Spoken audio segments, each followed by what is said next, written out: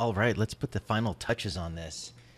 Right now, it needs some edge blur, maybe a little bit of light wrap, possibly. And the grain needs to match because, especially if we look at the blue channel here, we can see there's some really nasty noise in this Everman plate that isn't in the background. So let's start with the grain match. So I'm going to use Efri grain, and I'll drop it on my background plate. And for my grain, we want to pick grain from the Everman plate. So what I'm going to do here is drag this up here and then create a dot and then click hide input. I'm basically just going to create a wireless link here so that I don't have a pipe running so far across my comp. And then we'll go to the Everman plate and we'll try to find a good area to grab noise from. Red, green, blue. Now, unfortunately, the green screen is so dark in the blue channel, we're not really getting a lot of good grain.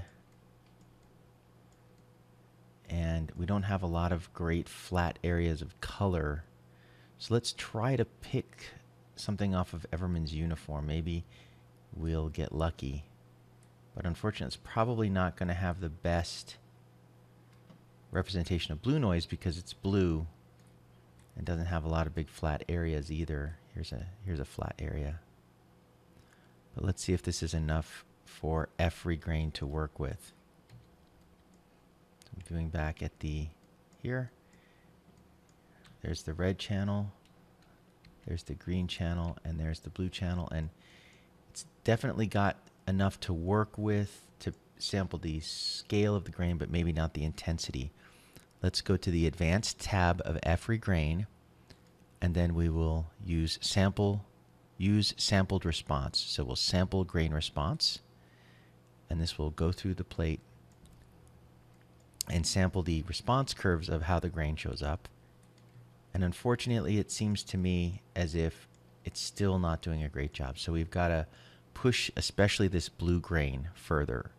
So let's start with the amount of grain, and then once we get it sort of the right intensity, we can decide whether or not we need more need to work on the size of the grain. It seems like it's chosen the right size grain. And the exercise here is to look at areas of similar value and make sure that they're graining about the same amount. So I think we might have gone too far here. We'll back off just a little bit. There we go. Now we'll look at the green channel. We can see the green is almost imperceptible in this channel. I'm going to crank up the gain a little bit just to check. And I think we should probably back off on the green grain just a little bit. Now we'll look at the red channel. And again, the noise in the red channel is nearly imperceptible, and it appears that Efri grain has properly detected that. So let's call this a grain match for now until we see it moving. And let's match the color, the black levels, just to make sure Everman's black levels are matching. Now, I did notice that my grade using a gamma was probably not the best strategy. I've inadvertently increased the perceived saturation of his jumpsuit, and I've also kind of crushed the blacks in a way that's not great. So let's use a multiply to achieve the same result, which won't crush the blacks quite so much. And while we do this, we'll look at the match clip to see if we're getting his blacks to match, or his jumpsuit, and then we'll use this to match the blacks. Now, I'm not going to use the match clip to match the blacks necessarily because we want to do a black match within our own comp. And if we try to match the blacks in the match clip, we may or may not get a match. So I'm not going to take chances with that. But I am going to use this to get an overall match for his jumpsuit color.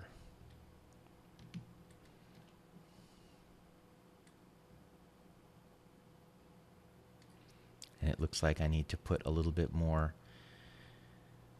lift into his jumpsuit color.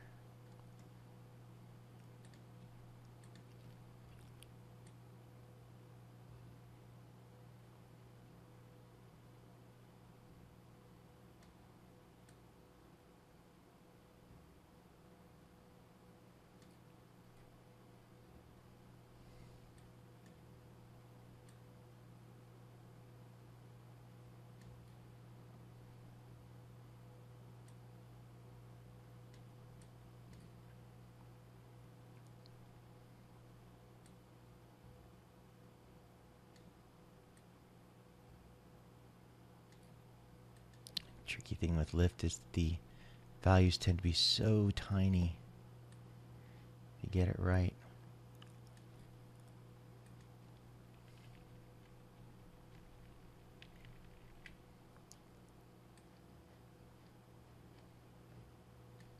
And interestingly, with all our color adjustments, we're getting a different grain match in his blues, and it's almost certainly due to the fact that we're using a different despill algorithm as to what was probably used in this match clip initially.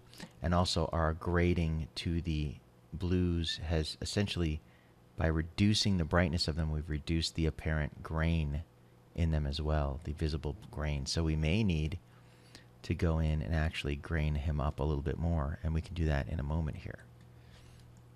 So let's do a match of Everman's blacks in his hair to the background. I'm gonna not wipe anymore.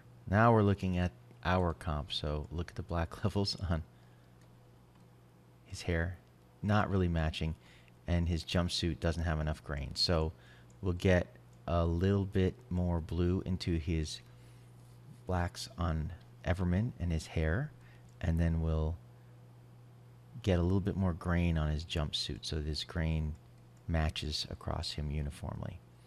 So let's start with his hair. I'm going to go to the same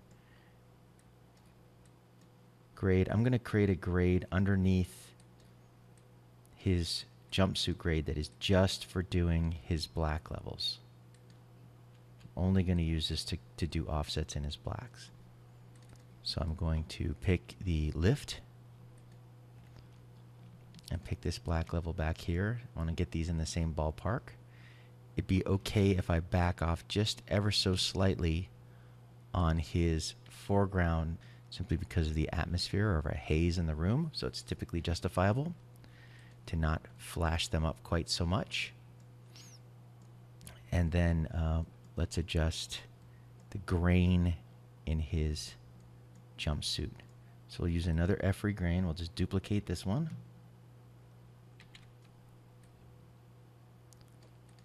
And I'm going to put it here before the pre-molt.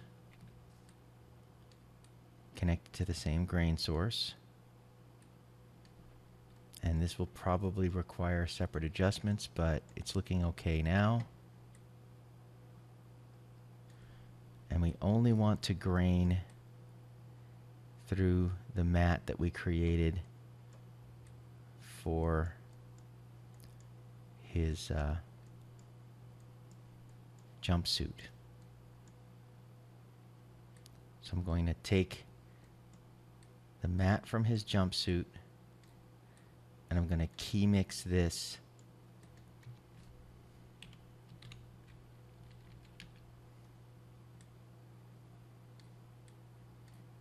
A over B, so that we're only graining up his jumpsuit again more, because you notice he's got enough grain in his hair, but we want his jumpsuit to match. Since we've done extreme enough color corrections, I think that we've modified that. Let's double check that we haven't affected our alpha channel by key mixing his jumpsuit on, and it appears that we have not.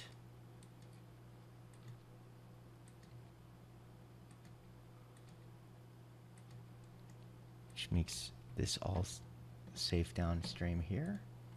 And there, I think that his black levels are in the ballpark. Maybe his jumpsuit's a little flashed. Let's see. Yes.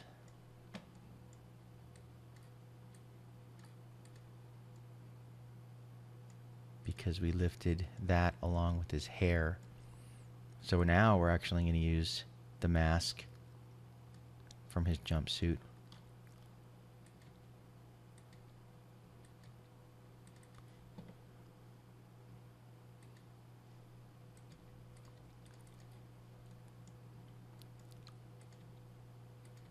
To exclude his jumpsuit, because he's got all of his offsets for his jumpsuit grade are in another grade node, so we don't need to lift his jumpsuit again. There, now it's starting to look a little more like the blacks between his hair and his jumpsuit match. So now he needs a little bit of edge blur. So we'll check after the add mix here. Look at the alpha channel. We have a solid alpha channel. Apparently this effort grain is creating a solid alpha channel in the background. So let's use a shuffle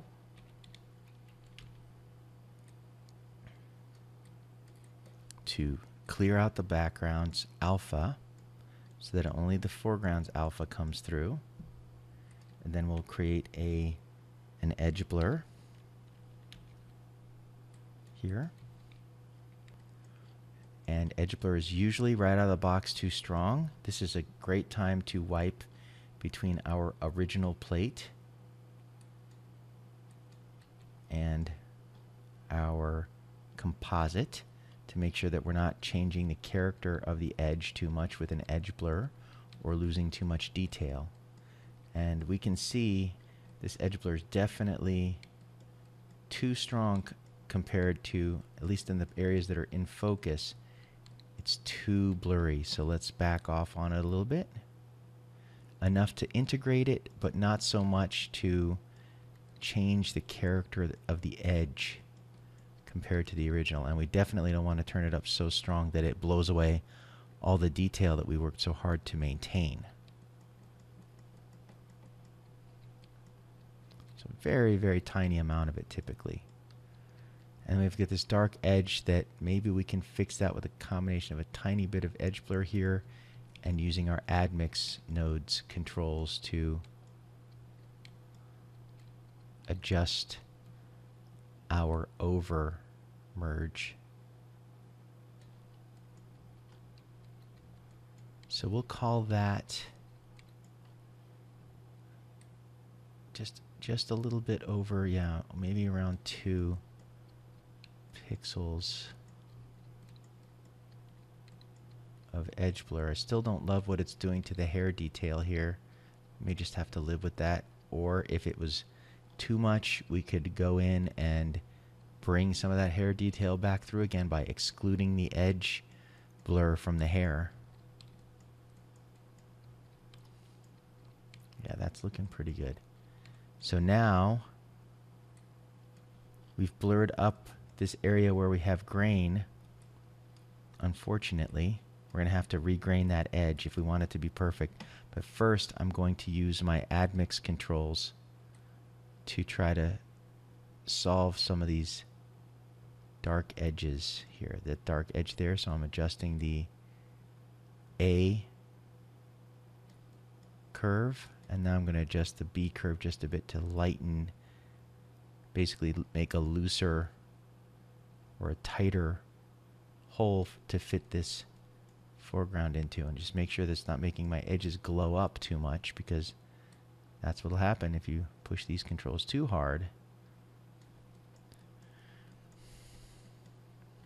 Okay, I'll get brighter edges rather than too dark edges, which is just as bad. So I can't get away with much, but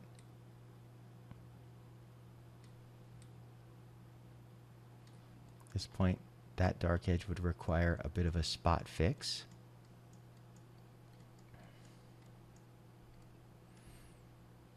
So let's grain up this edge.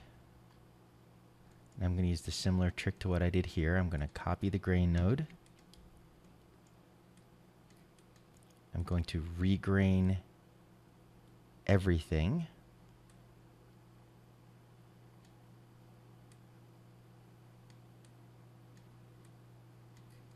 And then I'm going to use the matte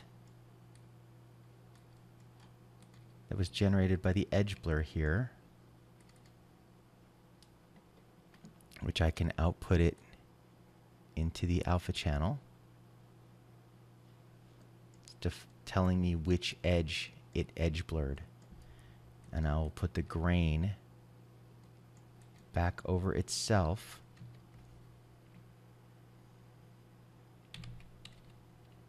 Using a matte merge.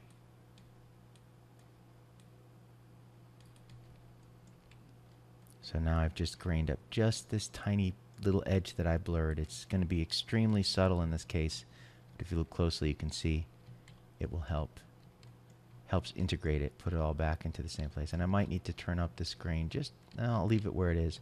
If you notice that the edge still look too blurry, you might need to increase the amount of blur or of grain that you're putting there, but it seems to me that this amount is right.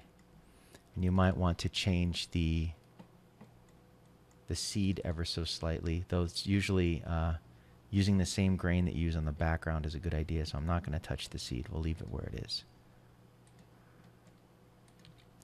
There. So that is a fully sweetened comp.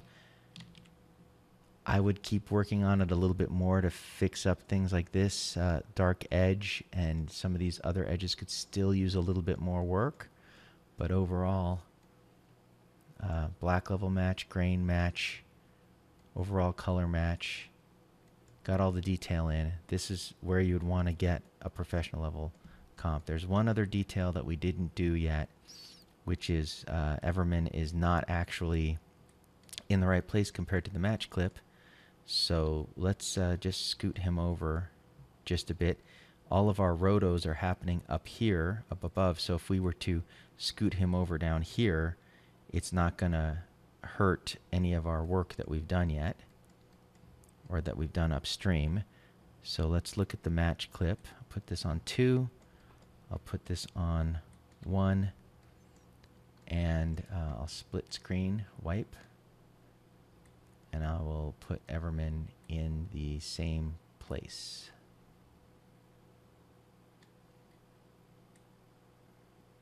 Use his oops.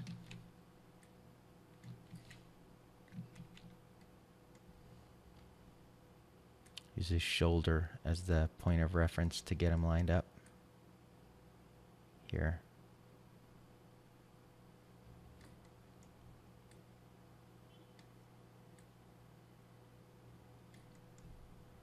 Put this merge node and bump him over.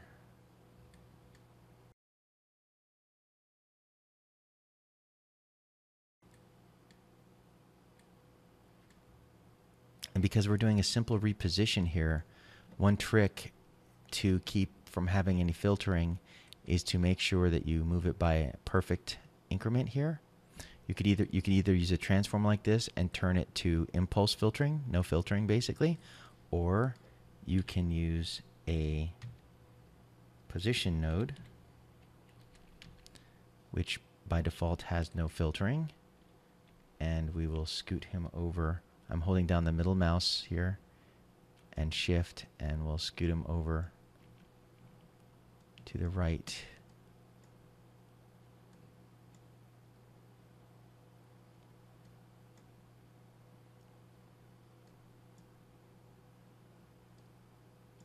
So the position node has no filtering, so you'll always be guaranteed of getting no filter hits on your move.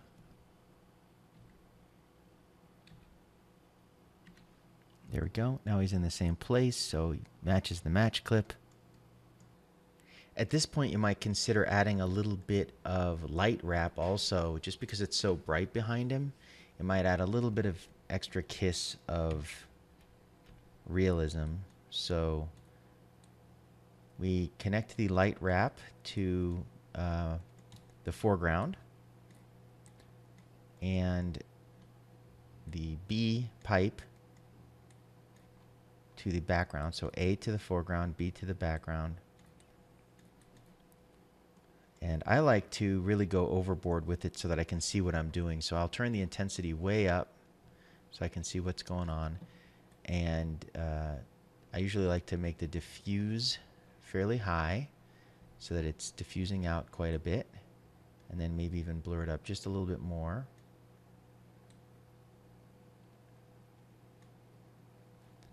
And then I back off on it. So, because this type of effect it tends to be a very bloomy haze that fills the lens overall. So if you don't create a very highly diffused effect, it will actually look more fake than more real. This is filling in basically all the blacks in the foreground, and it would even contaminate the background a little bit too, which is why when you put it on a foreground like this, you have to be very light-handed about how much you put in. So I'm going to put in tiny amount, enough so that just it's almost barely perceptible.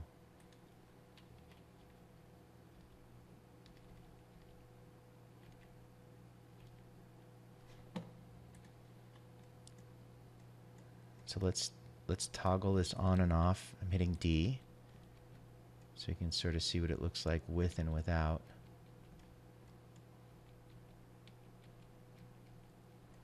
You can even put him in less than that, like 0.2. Now that has the effect of slightly tying him into the background even more, but not being so heavy-handed that it feels too artificial. If one of these really bright lights were behind him, I might consider putting more light wrap on him, but not for a scenario like this. So that would be all the sort of sweetening touches you would add. And then you're done.